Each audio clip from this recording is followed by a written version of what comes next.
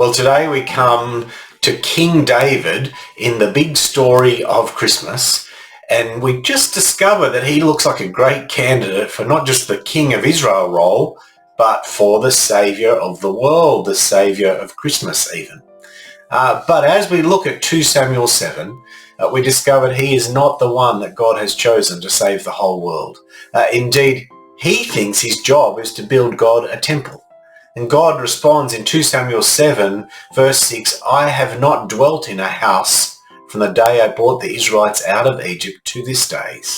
In other words, God doesn't need a house. He doesn't plan for David to build the temple for him, though one from that line eventually will, as Solomon comes along. But God has a different plan. Rather than David build a house, God is going to build a house. 2 Samuel, verse 11, the Lord declares to you, David, that the Lord himself will establish a house for you.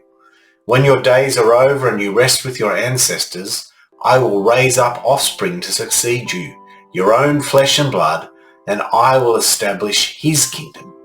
He is the one who will build a house for my name, and I will establish the throne of his kingdom forever. I will be his father, and he will be my son.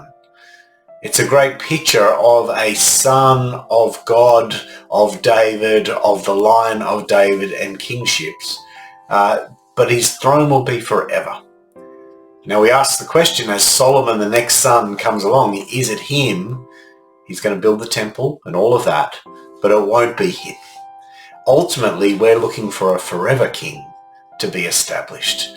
And this seed of a promise is what is fulfilled at the first Christmas, almost 1,000 years later. Christmas is coming, but it's a big plan. See you soon.